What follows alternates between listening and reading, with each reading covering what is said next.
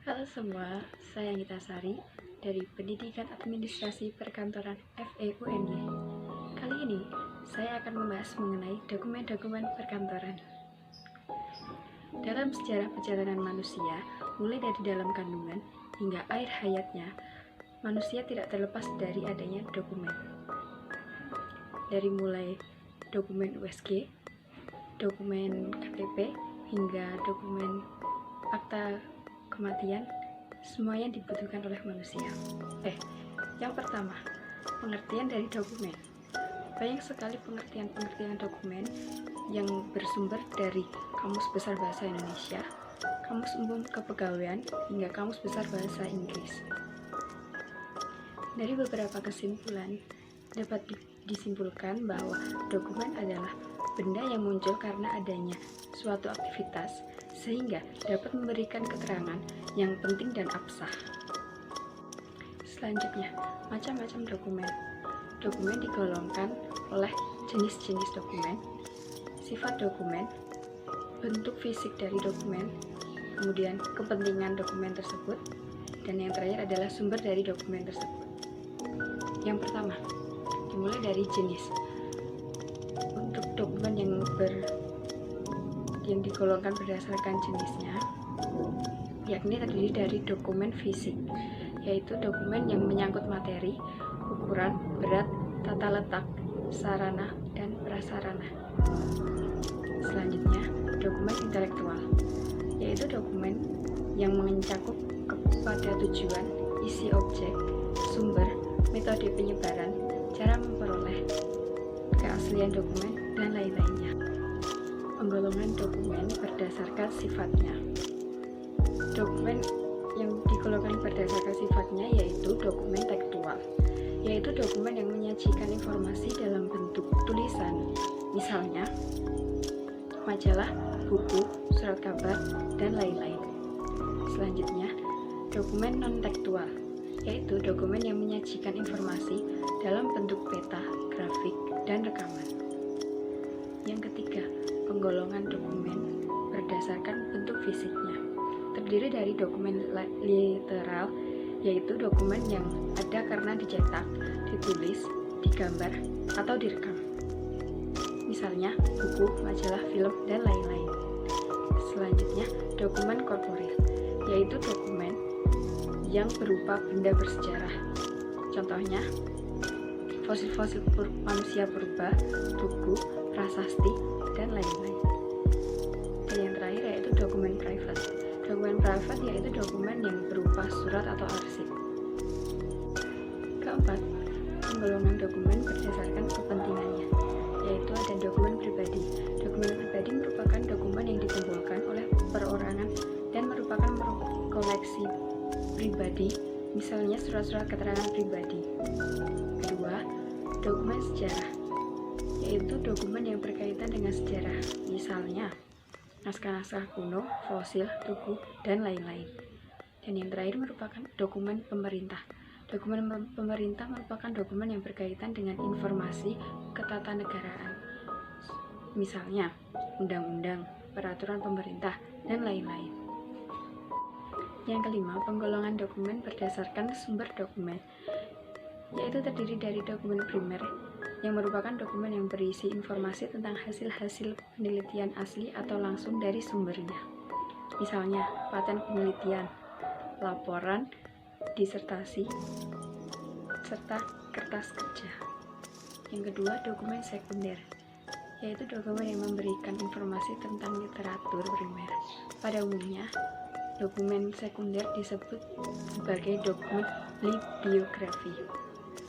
Dan yang terakhir, dokumen tersier, yaitu dokumen yang memberikan informasi tentang literatur sekunder, misalnya buku, teks panduan literatur, dan teks panduan bibliografi. Selanjutnya, tentang dokumen kantor, yaitu surat. Pertama, apa itu pengertian dari surat? Surat adalah suatu cara menyampaikan informasi secara tertulis dan satu pihak atau sebagai penulis surat kepada pihak lain, yaitu pembaca surat, baik atas nama pribadi maupun atas nama organisasi.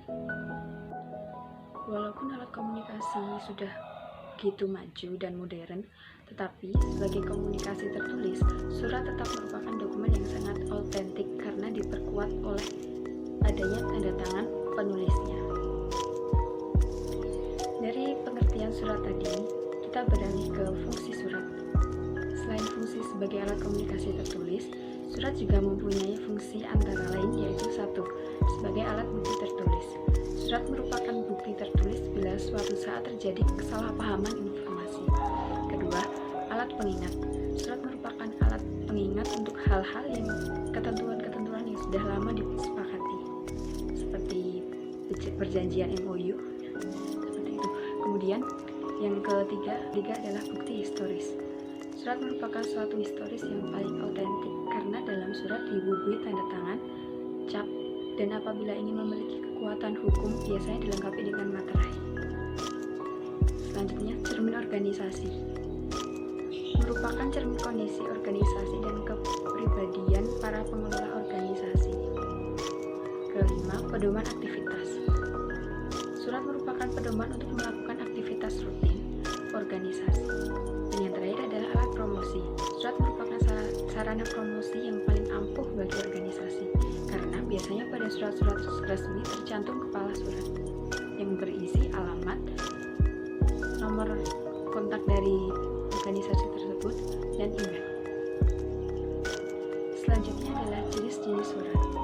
Penggolongan jenis surat antara lain 1. Sifat surat. Kedua, wujud surat. Ketiga, keamanan isi surat. Keempat, tingkat kepentingan penyelesaian. Kelima, jumlah penerima. Dan yang terakhir adalah prosedur pengurusan. Yang pertama, sifat surat. Terdiri dari surat pribadi, yaitu surat yang dibuat oleh seseorang yang isinya menyangkut kepentingan pribadi. Kedua, surat resmi. Surat yang dibuat dan dikeluarkan oleh suatu lembaga, badan pemerintah atau swasta, dan ditandatangani oleh pejabat atau yang mewakilinya. Surat resmi itu sendiri terdiri dari surat dinas, yaitu surat yang isinya menyangkut informasi kedinasan dan dibuat oleh instansi pemerintahan.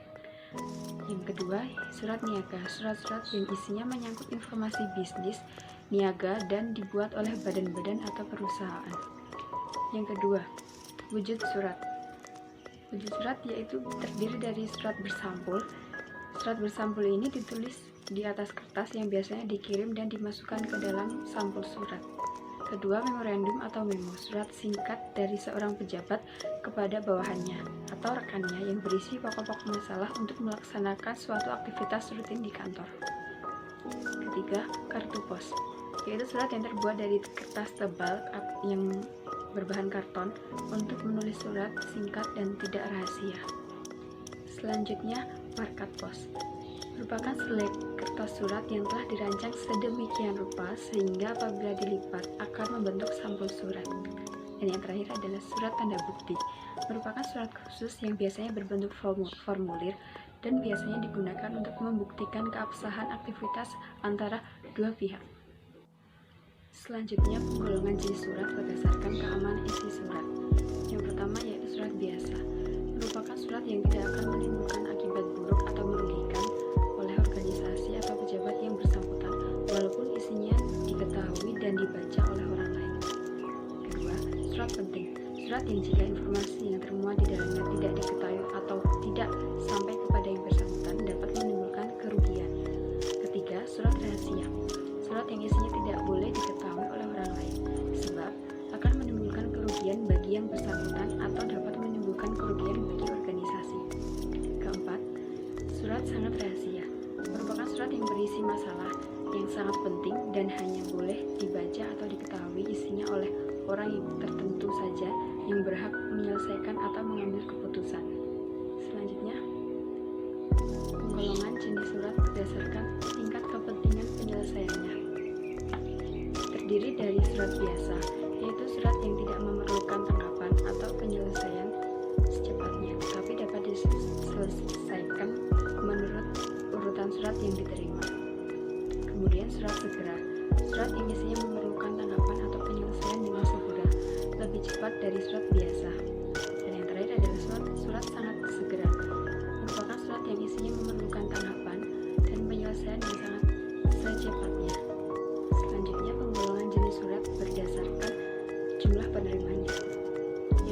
terdiri dari surat biasa, yang merupakan surat yang dikirim kepada seseorang seperti pejabat atau organisasi. Kemudian surat edaran, surat yang dikirim kepada beberapa orang atau pejabat tertentu dengan pendistribusiannya harus menggunakan buku ekspedisi.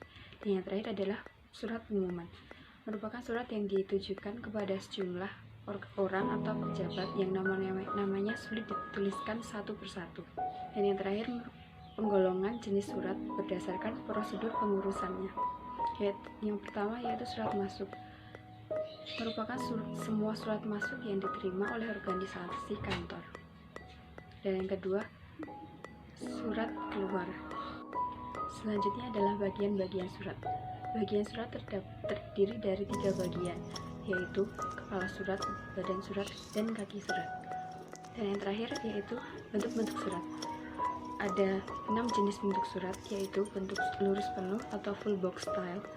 Kedua, bentuk lurus atau block style. Ketiga, setengah lurus atau semi block style. Keempat, bentuk lekuk atau indented style. Kelima, bentuk menggantung atau hanging paragraph style.